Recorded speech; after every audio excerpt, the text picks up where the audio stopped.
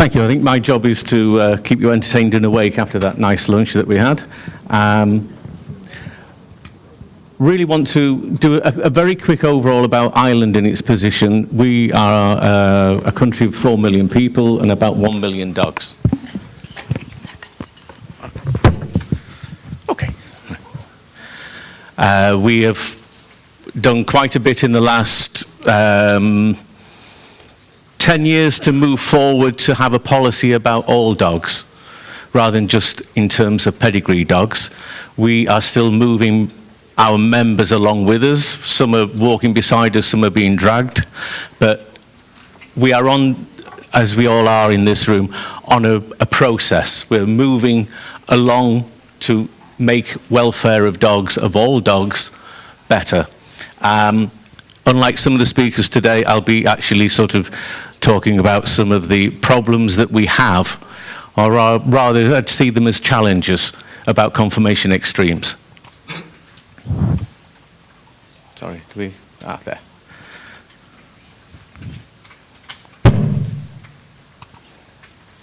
So, people are attracted by extremes. We've already had Attila saying this. We want the biggest, smallest, largest, heaviest, most expensive, whatever it might be. And we need to bear this in mind about how we approach the issues of welfare. On the left here, we see the next generation bear, beside it an actual toy teddy bear. These are the teacup micro Yorkies that are available. We're having books published about them. We need to know, when are the extremes too much? How do we decide as a society and as an FCI country, or just as someone interested in animal welfare, when it's gone too far? I'll go quickly through some of these. This is how in the last 100 years we've seen dogs change, we with the same breeds. As we were referred to earlier by the speaker before lunch, eyes should be dark, oval in shape, and middle-sized and sound. Obviously, this isn't. What does it lead to if we get these things wrong? Well, you might be able to see there that Chow Chow has a 40 times increased risk for entropium, which is the inturned eyelids. So it's a significant thing for the individual animal. The Bull Terrier completely changed its conformation around the head in 100 years. My own breed, the German Shepherd, has its own problems. But what I really want to be looking at the moment is, we'll come on to brachycephalic breeds, but just looking at, we had someone saying about the early deaths now of Dobermans. We see here the survival rates for these breeds. And as they start to approach over 5 years of age, you start to see a dramatic decline in the longevity of the dogs, or the survival rates of those. And it's an issue that we should be addressing. We made it. We need to do something about it. I want to look at the brachycephalic breeds. It's a very hot topic at the moment, and it is because it's visible. It's all right, we have our problems in German Shepherds, hips and elbows, things not progressing as we would like over the 20, 30 years of doing hip testing and such. But the brachycephalics are visible. It's something you can see. You can't ignore wrinkles. You can't ignore whites of eyes. You can't ignore a tongue hanging out. And this has become a hot topic in the last 10 years or so. The problem is that these dogs also become very favourable. These are some of the registration figures from the English Kennel Club. We've seen a dramatic rise in the number of French bulldogs, and pugs in particular coming forward.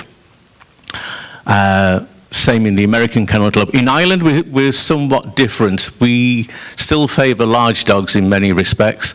The number of French bulldogs has increased, but not so dramatically, maybe by 10% or so.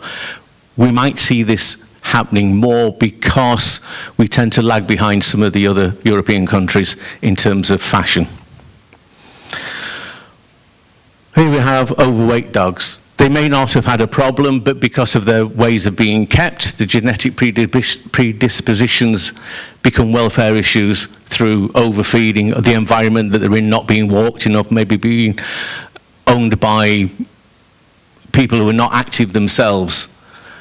These are all welfare issues that we need to address at some point, not only from us. I think the whole thing about this is we need to be looking at how we forge relationships. Here we have just a short statement about bulldogs, French bulldogs, how short-lived they are, the amount of obesity that comes with that, 9%, nearly 10% overall, bulldogs almost 20%, French bulldogs the same, and pugs 26%. Obesity, corneal disease, and ear disease are all things. Here we see stats from Agria Pet Insurance on some of the brachycephalic breeds. You can see that the English bulldog is 8 times more likely to need veterinary care than the yellow line is the sort of standard for all breeds, more so than the other ones, same with pugs and French bulldogs. There is a problem out there. It may not be made by the kennel clubs or kennel club breeders, but it's out there nevertheless, and we need to be doing something about it. Here are the rates for corneal ulcer. Again, the brachycephalic breeds, 10 times more likely than some of the other breeds or non-brachy breeds. Breathing problems, dogs that snore, dogs that overheat. Again, the relative risks there for brachycephalics compared to some of the other breeds.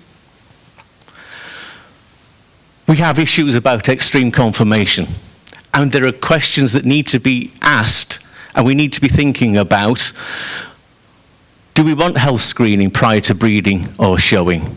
If you do go down that route, what are the impacts it's going to have on your membership? What's it going to have in terms of cost? How many people are you going to lose to showing and breeding if you bring in these rules and regulations? The Irish Kennel Club in 2006 brought in mandatory microchipping for all its puppies born. The government brought it in for all dogs in 2016, 10 years later. The Irish Kennel Club led the way, but it suffered a severe financial deficit for that, because not all breeders would register the puppies. Some would only register the ones that were going to be shown and therefore have those microchipped and not bother with the other ones. And it led to, as I say, a financial deficit, which was then exacerbated by the economic downturn. But it is a real impact on kennel clubs, and you need to be aware of these decisions. We've talked about earlier breeds and judges and their responsibilities for encouraging less exaggerated conformations. With the whole issue opening now of DNA testing and genetic tests to highlight which dogs should be bred with, but that again comes with a warning about, are we going to go down the narrow route of genetic diversity that will become even more restricted, when maybe we should be trying to open it out? What about judicious outcrossing? We have a veterinary society in Ireland who are up in arms about brachycephalic breeds, and one of their proposals, the only proposal that they came forward with, was to outcross them with beagles. We get the head right, but what about the behaviour? You now have a dog prone to overheating, breathing problems, with the high performance characteristics and behaviours of a hunting beagle. They really hadn't considered that. It was just matching pot of yellow paint with blue paint and hoping that you get green. And we know that that doesn't work as far as genetics are concerned. We need to be looking at public education. We also need to track progress and share the best practices. And this is where people like you, we're already on that road. We're leaving some people behind. We have to find ways of encouraging them to come, and we need to share those best practices with that. We talked somewhat about breed standards. they're very important. Their interpretation is, they're not there in isolation. They are interpretative, but someone spoke this morning about they don't need to be changed because they don't show exaggeration. There's a history of changing them. The Filia Bracero used to come with the warning that it might bite the judge. This was eventually changed for obvious reasons. So we need to be aware of this, respond in a way where we can direct our judges to make the important decisions. We're not looking for exaggeration, but we're looking for normality. And we must allow enough leeway to correct exaggerations which affect the well-being of all those dogs that are being shown. We've seen breed changes and standards change for these various breeds. I won't go through them all. In 2012, we had a meeting earlier this year with the Veterinary Society in Ireland. They came demanding that we make changes about brachycephalic breeds. We were able, as a kennel club, to say, this is what is being done internationally through the FCI. We're already making these changes. We're looking for some of these things that are happening. They had nothing else to say other than to start breeding pugs with beagles. So we've seen changes in breed standards, but it hasn't really impacted on the brachycephalic breeds. There's been no reduction on the breathing problems. We have to accept that there is a problem. No point saying, well, it's different here, or it's different in this country, or we're doing something else about it. It's an international problem. It needs an international solution. And it's getting worse because of this. The more dogs are being affected because they are more popular. And this is despite various attempts over the years, media-led campaigns, Facebook campaigns saying, don't buy these dogs, these all have problems. They're still out there doing it. This is the Kennel Club's health and welfare statement. Its mission is to advance the health of breeding and sport of purebred dogs and promote responsible dog ownership. These are all fine sentiments to have. We need to make sure that we can implement them. No one else really goes out of their way to breed an unhealthy dog. Why then are we having those problems? Because breeders, public, are not really aware that there are welfare issues with those breeds. They've always looked like that. They always had short noses, they always had wrinkles, they always had whites of eyes showing, they always had the tongue lolling out, and it's quite cute. It's not normal for the breed. We're not using that information to exclude sick dogs from breeding. More importantly, we're not necessarily giving the owners the information to say, your dog has a problem, have it treated. Even some of the vets are saying, oh, well, that's normal, you know, that's what bulldogs are like. And we're failing to reduce the desirability of these breeds. We're led by emotion and we're led by a lack of knowledge. And really what we need is data.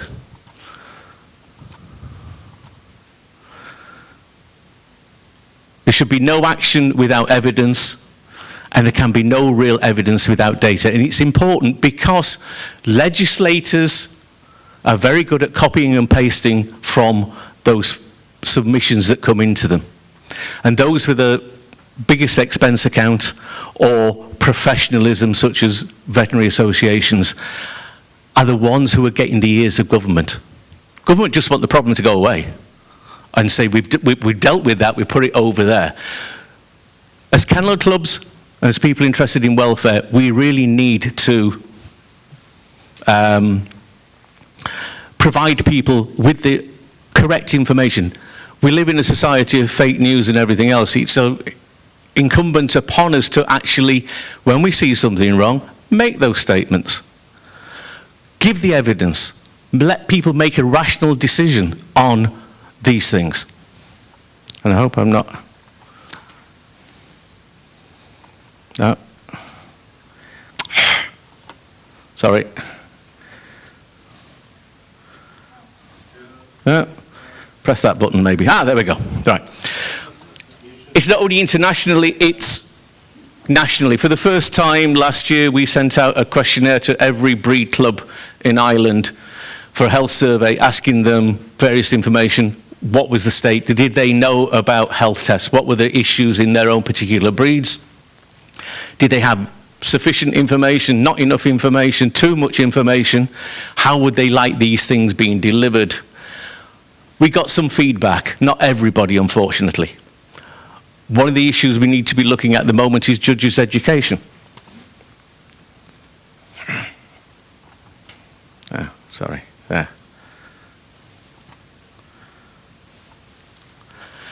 This is the IKC's Code of Ethics for Breeders. I shall breed in accordance with the breed standard. I shall not knowingly breed or sell a dog with health problems. Sounds very good. I was talking to a Swiss gentleman earlier about one of the projects that we have going on in Ireland, which is the pup scan, which is looking at young dogs and taking a sonic graph of their hips at between 5 and 8 weeks of age. And he said, oh, that's very good. They tried that in Germany. But the law in Germany states that you cannot sell a dog which is unhealthy. Also, you can't put down a dog except for medical reasons. The German breeders didn't want to go that route of testing puppies because they would be left with a whole range of pups who failed the test, that the breeders then know were unhealthy. And that's an ethical decision made by those breeders, not really looking at the individual dog. So these are issues that need to be coming up. Our own health survey results showed 94% of clubs responding were aware of testing and conditions. Some made their members always carry out tests. Some said, no, it's the individual. We'd want nothing at all to do with it. It's down to them.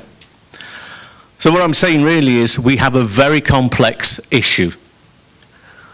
All those things, the vet's role, breed popularity, the supply, breeders, puppy farms, illegal imports, the demand, public knowledge, our role in education, the breed standard, is it doing the right thing? Are we doing the right thing with health testing? What do we do with the results?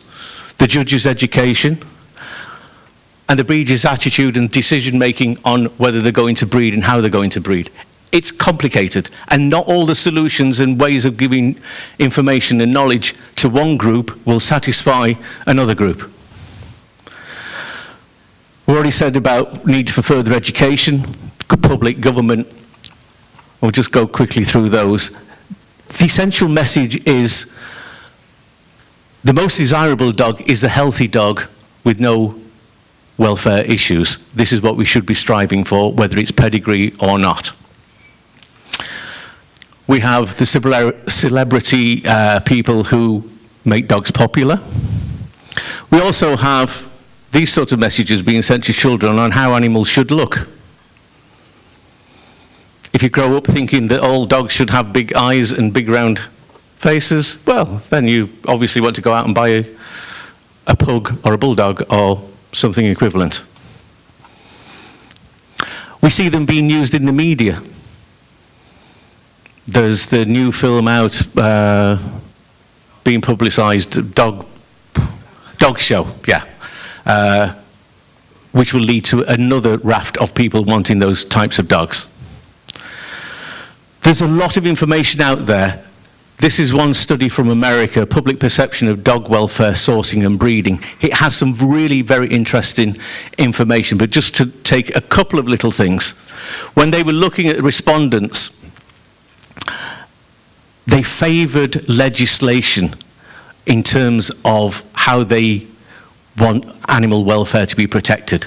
Specifically, there was strong support for mandatory compliance with best practices, breeder education, and increased transparency of dog breeding practices. This was looking at the number of dogs kept by breeding establishments, the type of information given, whether they allowed the range of dogs from no dogs to over 150 dogs.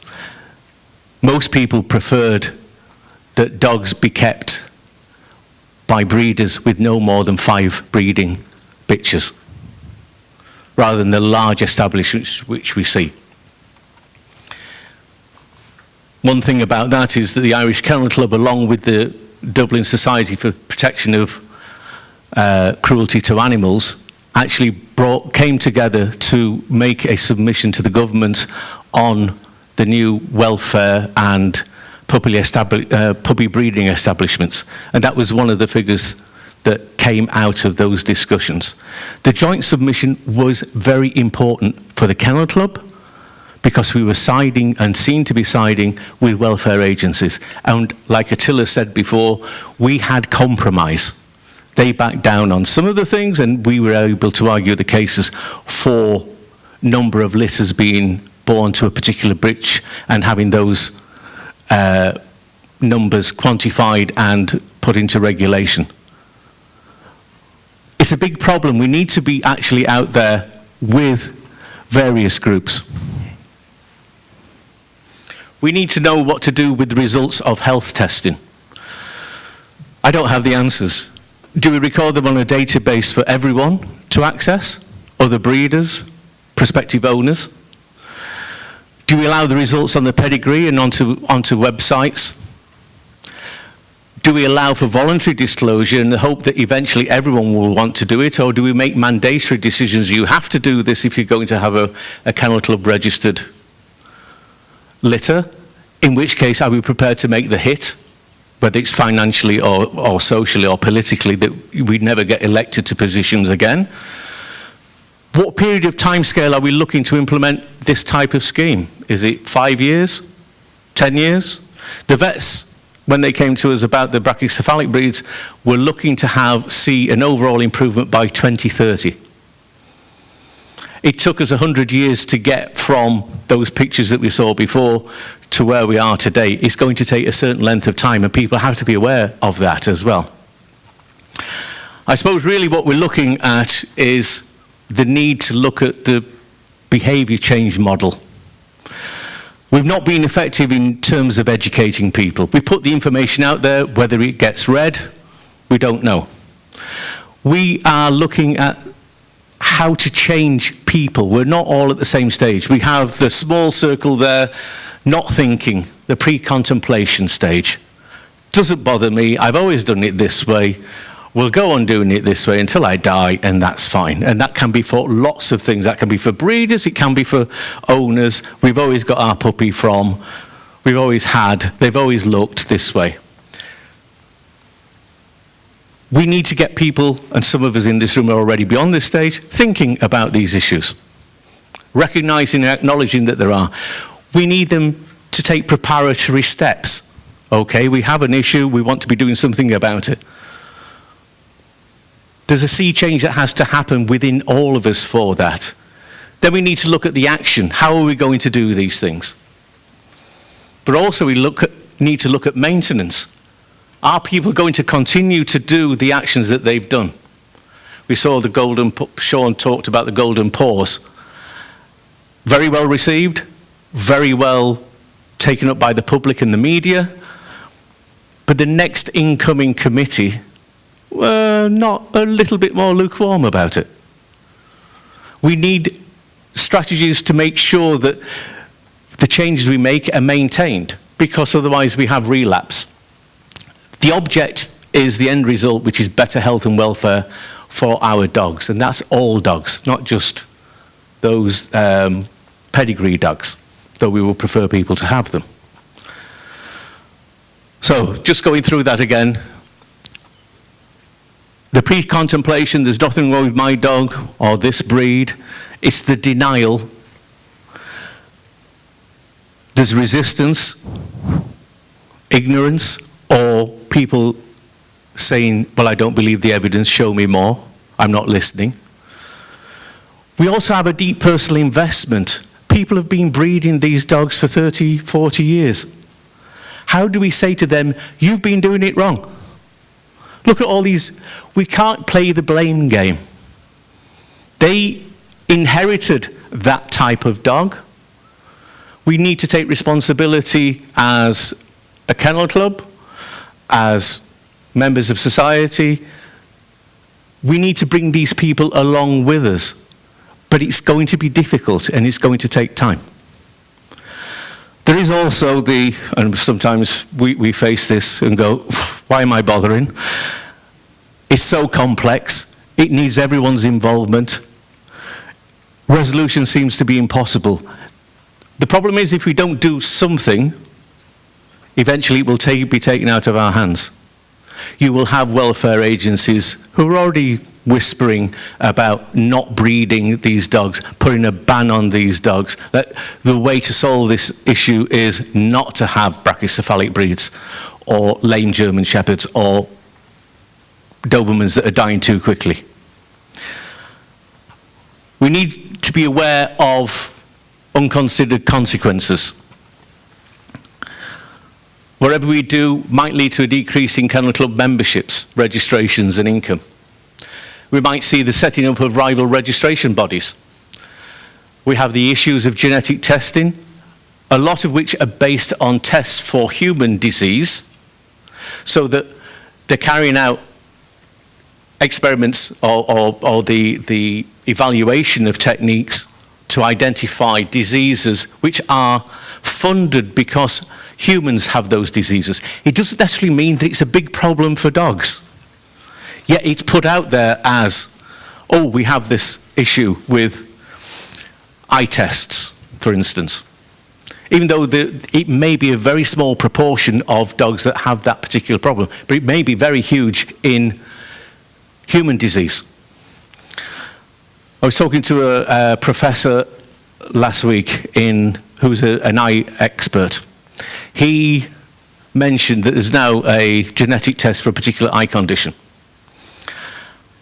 So people are doing that. What they haven't realized is the old scheme meant taking the dog and presenting it to the vet, who not only checked it for that particular condition, but checked the condition of and health of the eyes, looking for other things. Now, because of the genetic test, people are plucking a hair or taking a saliva swab and sending that off. The dog's overall healthy eyes are not being looked at. So again, unconsidered consequences.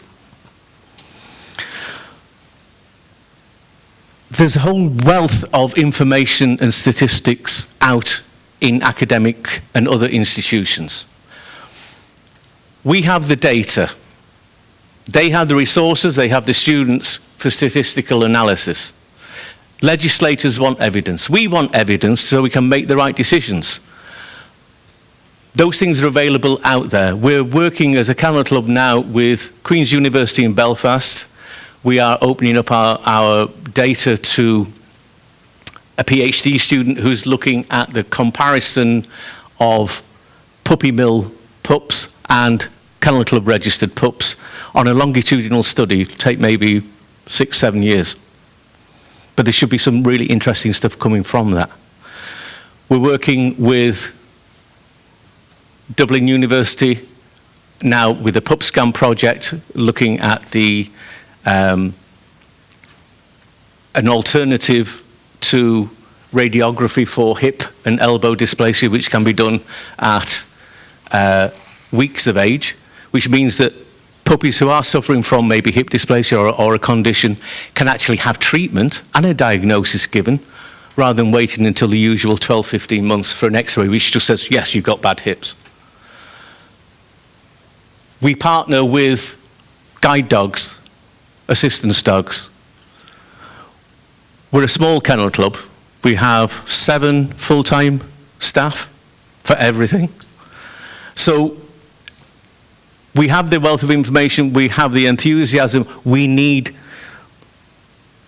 the people to actually do the work for us. And there is a wealth of information in academia out there which doesn't get talked about, and it's of no use and benefit to anybody if it's not distributed. We also partner with the International Partnership for Dogs. Thank you, I always get mixed up with that one. We also need to decide if we're going to be reactive or proactive.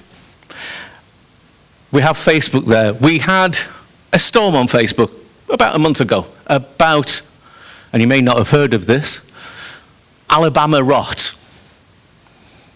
A disease suddenly appeared.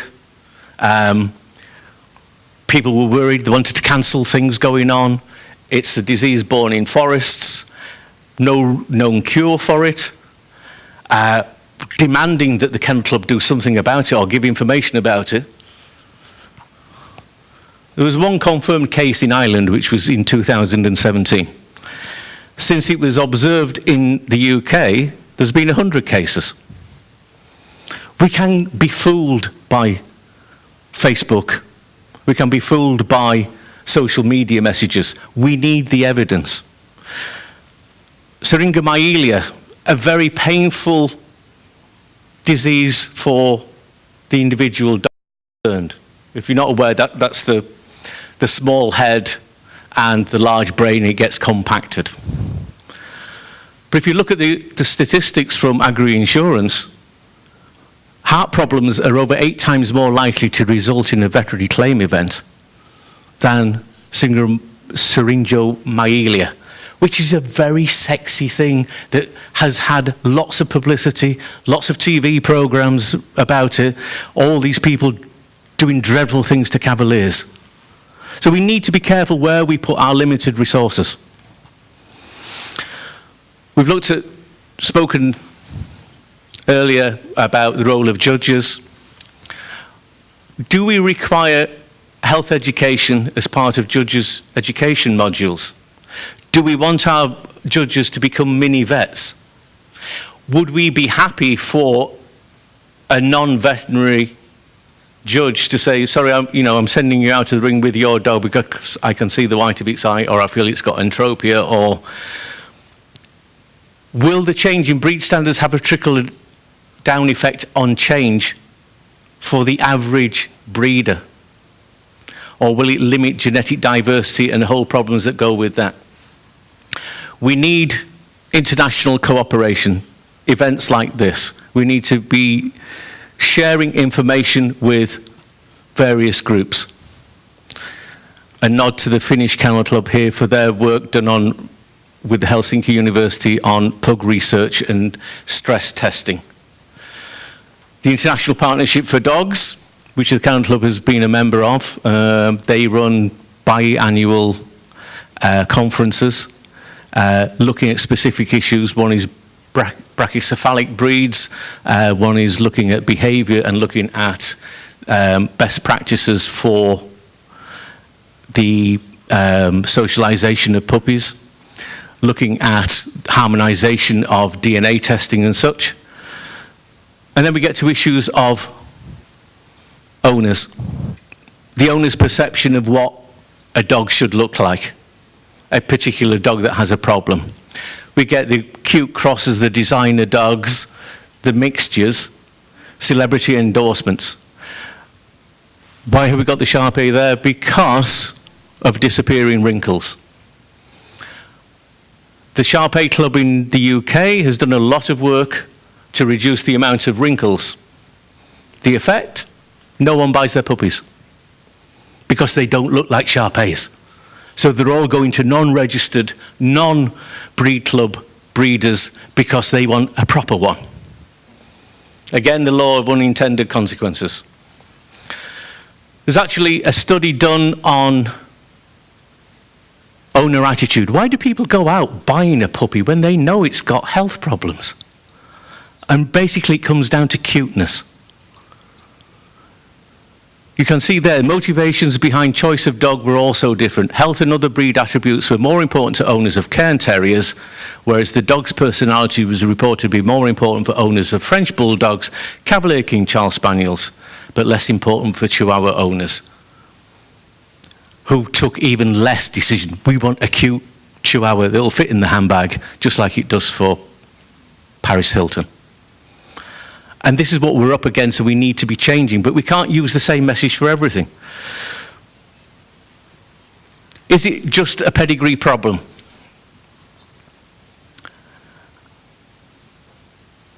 Most crossbred dogs are only one generation removed from pedigree dogs. Where do the problems originate? Is it from IKC registered puppies, puppy farmers, hobby breeders? We all have a responsibility there. I'm not sure if you can read that. This was a statement about from the German Kennel Club, which was basically saying that the German Kennel Club registers about 600, I'm not quite sure of the figures there,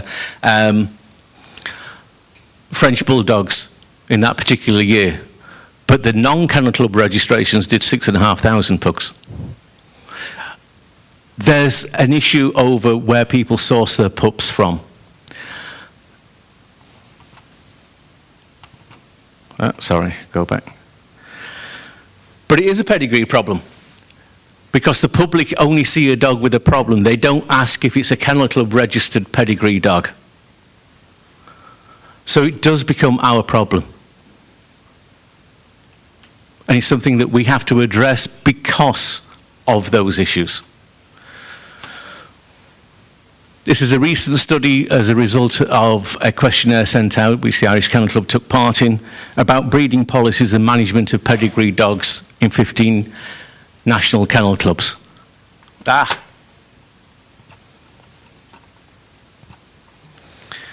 This is the estimated percentage of pedigree dogs registered in 50 countries.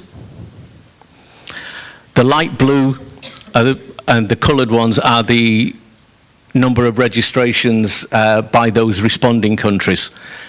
It's about 20%. In Ireland, it's probably about 23% that we can directly influence as a kennel club. Some are more fortunate. I think the Swedish is about 50%, something like that. The UK is about 25%. Of their registered breeder scheme, only 3%. So it's a tiny, tiny amount that we as a kennel club or as kennel club groups can actually influence in breeders. We need to be forging those alliances. As Caroline Kisco of the Kennel Club said, the vast majority are bred by those who do not participate in health problems. We need to be looking at those sort of statistics and getting our message across that there is a value in pedigree dogs. You pay more because of the value that we as breeders put into them. Sorry, you as breeders, I'm not a breeder. There's a role for vets. In the UK, the veterinary record last year came out and said that they were banning all advertising and they were going to be up in arms about it. The American Veterinary Association have a different policy. They're looking at better educating their own professionals, and they should encourage veterinarians to pursue continuing education in these things. If you think that a veterinary student has maybe 3 to 4 weeks study in terms of welfare and behaviour in a 7-year course, and then they're going out and into the public about these things.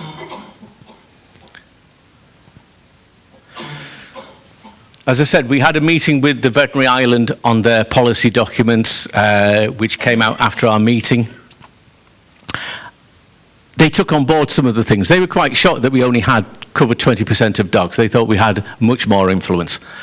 They recognise that the Irish Kennel Club is concerned about the issue and that we've taken steps internationally to do things such as attending conferences like this and the ones in Paris. Still, they say, nonetheless, further actions must be taken to improve this aspect of animal welfare in Ireland, and Veterinary Ireland calls on those involved to take necessary steps to achieve this goal. But are the vets actually helping? Their document was aspirational rather than practical. Most vets see clients after they've purchased the dog. They don't do anything beforehand. Yet they're the ones who supposedly have the information and the education to impart their advice to prospective owners.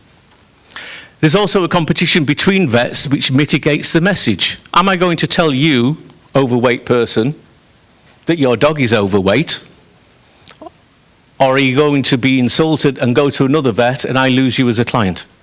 Or do I soften it and say, well, you know, Rover's a little bit pudgy, maybe we should think about putting him on a diet? Or are they giving the right information if you've got a pug or a brachycephalic breed that maybe you shouldn't neuter the dog,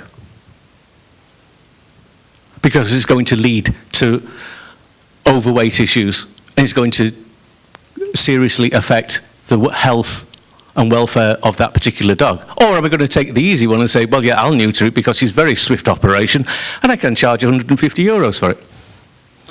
So we need to be putting some of those information back to the vets, those ones who are very quick to sort of point the finger at us and say, no, let's sit down, work these things out.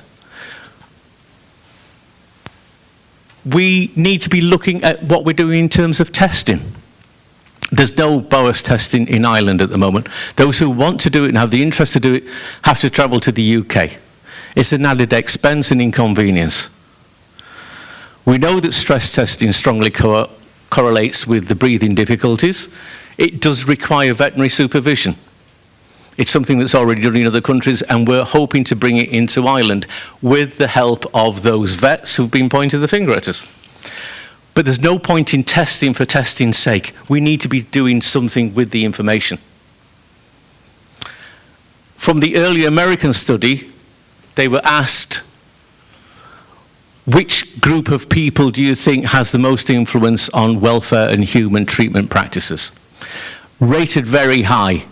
Yeah, pet purchasers, about 14% thought they could influence by not buying or buying from certain groups. The veterinarians, 36%. Putting together all the local humane societies and the Humane Society of America and the various SPCAs there, 61% thought they could influence the welfare of dog breeders. Breeders themselves came down at 16% and the American Kennel Club at 18%. This is the public perception of what we can do and where we are, and we need to show leadership that we can actually change this by going and doing things. As I say, we're on this road. We are making efforts. It will take time. We need different strategies for getting people along the path with us. If we don't do it, someone will do it for us, and they'll do it incorrectly. We need partnerships, and we need communication. If we go home today with a take-home message, we have to understand how we change human behavior, how we alter people's extremes. We need to use empathy rather than just hitting them with a sledgehammer of facts. We need stories out there about how we can get people to make those connections and change, and more innovative strategies to make those changes. I don't have the answers. I wish I did.